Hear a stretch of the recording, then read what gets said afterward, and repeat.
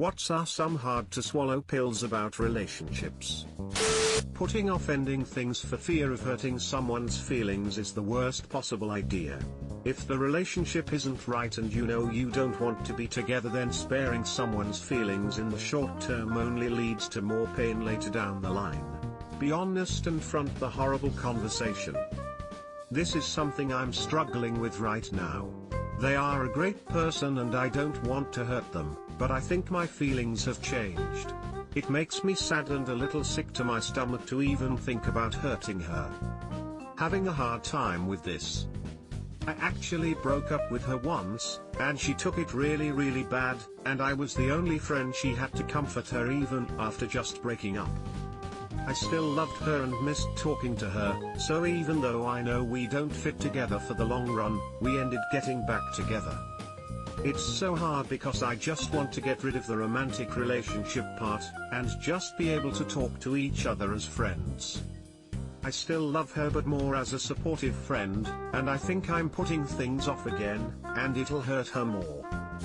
Eventually, love is not being crazy in love all the time. Love is a crockpot, not a deep fryer. People not realizing this is a huge cause for divorce, I believe. After the first year or two, things settle down and become normal. That's okay. A deep love will form, but it's not going to be the crazy passionate puppy dog love it was at first. Things evolve and change. Losing your identity within a relationship is easy to do. Finding it again isn't. Remember to keep your friends and hobbies. After my last relationship ended, I felt guilty for not hurting. I was kind of happy, back in my garage, working on cars with my friends, took a few road trips, my phone was quiet. Shit was cool. Keeping your friends and hobbies is also good for the health of the relationship, not just in case it fails. It puts less pressure on the relationship to entertain and keep you happy, gives you space, a broader focus and interesting things to talk about. It also helps you be you, who is the person your partner fell for in the first place. You could do everything right and still lose. That is not a weakness. That's life. God, this is hard to hear. My ex left me, and reading this after giving it my all for 2 years and having left nothing for myself hurts like hell. At a certain point, you have to accept some particular negative parts of your partner's personality or move on. My husband is almost 50. We've been married for over 20 years.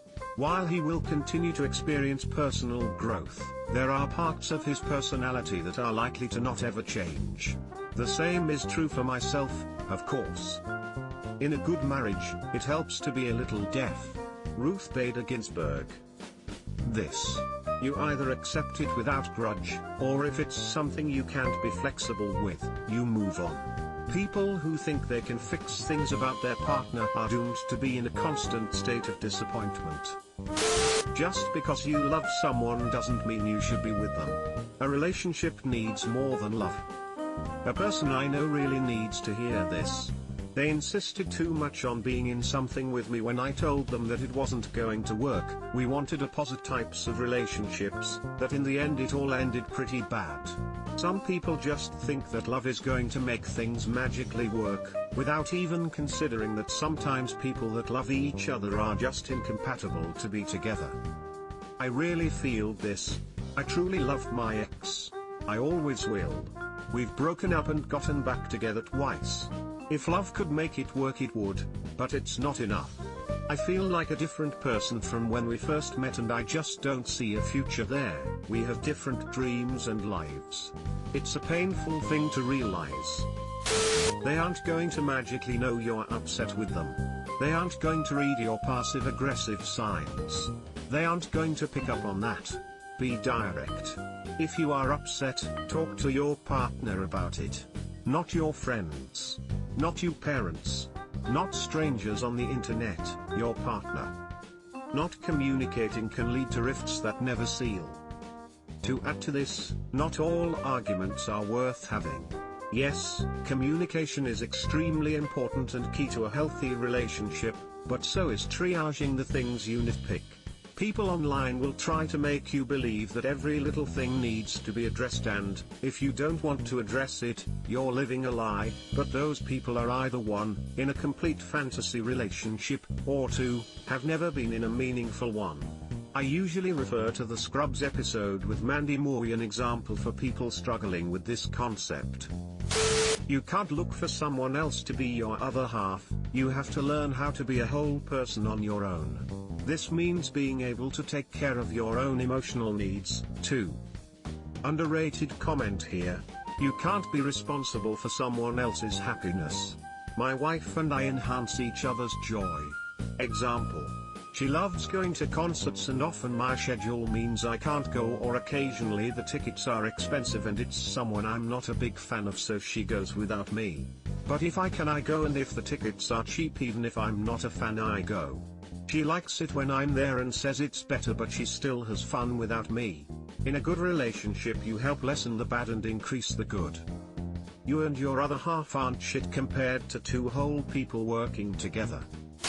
You should not be anxious about the relationship all the time. You shouldn't be stressed about if they love you or if they're going to leave you or if they're out cheating on you or what they're thinking. It shouldn't be a major source of stress. In fact, if it's a good partnership, both of your lives should be easier.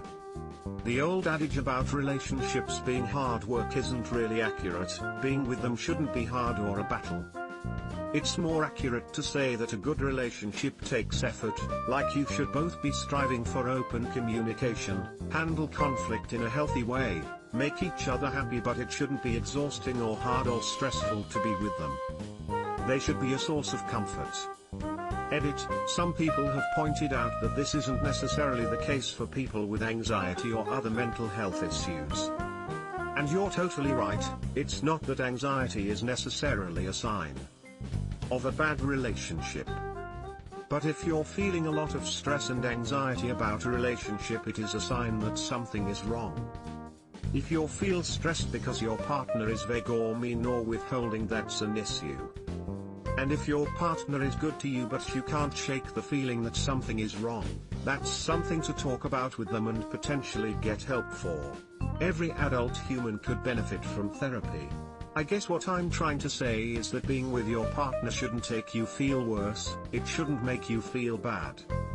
Edit 2, user RadSassyTit summed up what I was trying to say quite well. I personally have ADHD and one of my symptoms causes me to be anxious and stressed basically 24/7, and that tends to lead towards worries that my current so is just gonna give up on my insanity and leave. But when I compare how I feel with him, versus how I felt with my emotionally abusive ex, there's a world of difference. With my ex, that was the only thing on my mind. I changed my patterns and habits just to be around him and make him happy so he wouldn't leave me. With my current so, I don't have to do any of that. I stress about it more often than the average person does, but I can go days on end without having a thought. That's the difference.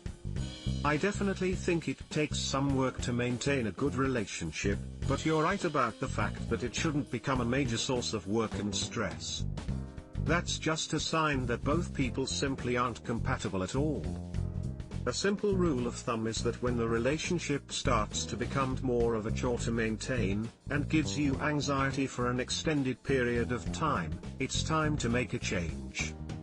Of course there will be rough patches, but issues should be addressed right there and then, and not be allowed to build up until the relationship explodes. I dated a girl and something about her set me off. I don't know what it was, but 24/7 when we were together I was always extremely anxious. On the surface nothing was wrong, and people always told me it seemed like a functional relationship and I should stick it out. Eventually, against the advice of everyone, I ended it and I couldn't be happier and more relieved. I can sleep again, for one, which is nice. Either a relationship adds to your life or it doesn't. I think people stick it out in relationships because they think it's better than being alone. On the other end of it, being alone is so much better than being sick over your partner or stuck in an addictive high/low situation. Your partner should be kind to you and vice versa. It's not okay for your partner to scream at you or curse you out or deliberately hurt your feelings. This isn't to say that it never ever happens, we all are human and occasionally we mess up. But if they are not consistently kind to you, if they aren't sorry when they are mean, and if they repeat it, then that's a problem. If you wouldn't accept the behavior from a friend, then you absolutely should not accept it from a partner. The idea that it's normal for your partner to be mean to you is so freaking bad, and I've seen way too many people accept crappy relationships because they think love means never having to say sorry and that getting screamed at is acceptable. If you wouldn't accept the behavior from a friend, then you absolutely should not accept it from a partner. I think that's a very good rule of thumb. Just because it's a romantic relationship shouldn't mean you have to put up with abusive behavior. I broke up with someone because they treated me and others in a way that I wouldn't put up with from a friend. Realizing they were behaving like that and I was putting up with it was all I needed to let go. Subscribe for more hot Reddit takes in your inbox, guaranteed.